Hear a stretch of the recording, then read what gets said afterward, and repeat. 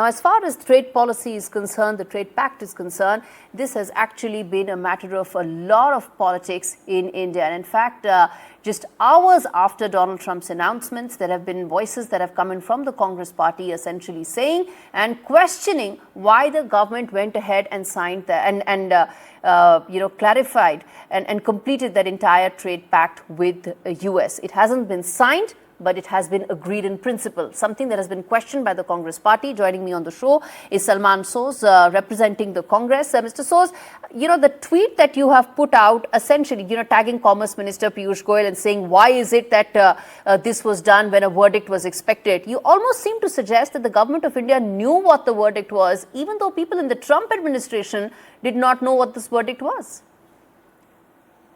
Well, everybody had information about this. So let me just explain what I meant in my tweet. This case has been going on for some time, in fact, longer than many people had expected, because there were obvious legal issues associated with this, with the imposition of tariffs, using emergency powers.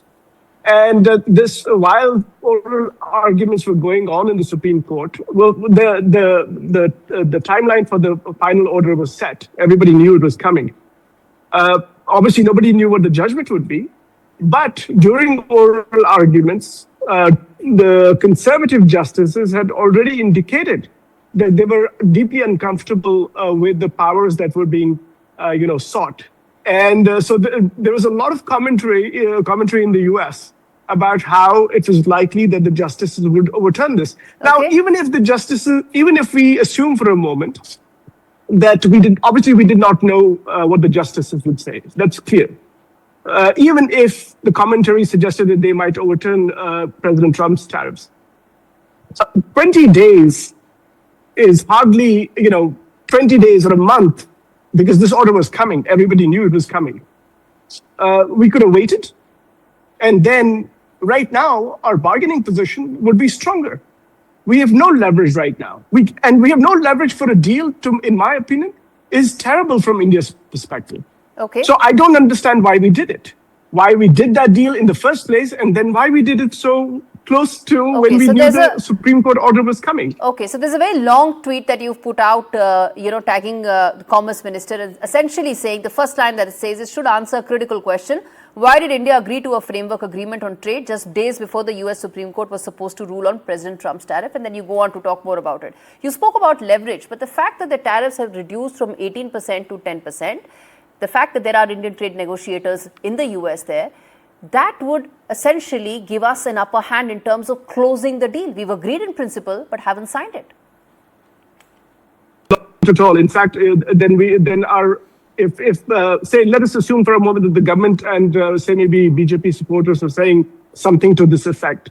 What they're basically, first of all, they're basically telling us to forget how Trump has treated India all this time, that Trump is a bully and we've allowed him to bully us. He's never going to now, because we've already shown our hand.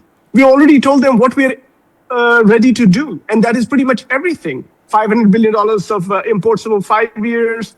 We're not going to take Russian oil. We're going to let agricultural products come in. We're going to basically have, 18% tariffs. So we already agreed to everything. They know it, and they know where our, what our bargaining position is. So I think we've already shown our hand. So I don't think this is going. So anybody who's thinking that this is going to somehow strengthen us, I think they're mistaken, because President Trump still has other ways of enforcing tariffs, including, by the way, not just this Section 122, which is going to be valid only for 5 months. And the US Congress cannot approve those tariffs because there is not enough support in the Senate. So leave the Section 122, then there is Section 232, and then there's Section 302, where they can open an investigation into a country. Assume for a moment that we tell them, now we're not going to agree to this, what you're saying. Our position is somehow strengthened. They can impose Section 301, knowing full well what we've been able to, what we had already agreed to do, which is basically bend over backwards to accommodate President Trump, which I think was a huge mistake. Mr. Soz, your very premise so far has been that the deal that we've agreed to in principle is not good for India. And from there, your entire argument flows. But the fact is, India has clarified, the government has clarified that whether it is about agriculture, whether it is about any sensitive sectors, none of that is going to be opened. So why is it that your premise itself is that this deal is bad for India? So I think you're right in saying that I feel my premise is that that deal has not been good for India, and that deal is actually not good for India. And there are many reasons for that. So I'm not going to get into sovereignty issues and energy policy because people have talked about that.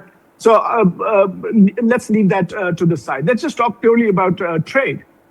So what does the deal really have? The deal has basically said that we're going to increase our imports from the US by a factor of more than 2.5. That's 2.5 times the imports that we were doing earlier over 5 years. I don't understand why we were not importing that much earlier. If we really needed those imports, then we should have been importing them earlier. We don't need those imports. They're forcing us to import from them. So that's one.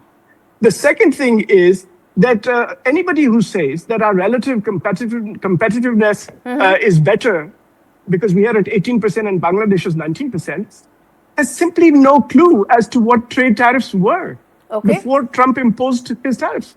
Bangladesh's duties were 5 times the duties that were imposed on Indian goods in 2024. And now we're separated by 1 percentage point.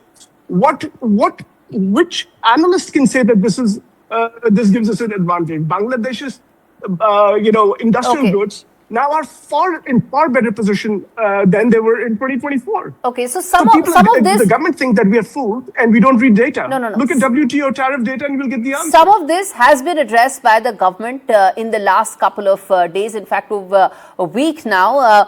But Mr. Soz, your primary contention that what happens next could actually add to more volatility. Well, we're going to wait and see how it really pans out from here on. But Mr. Soz, thanks so much for speaking to us on India Sense.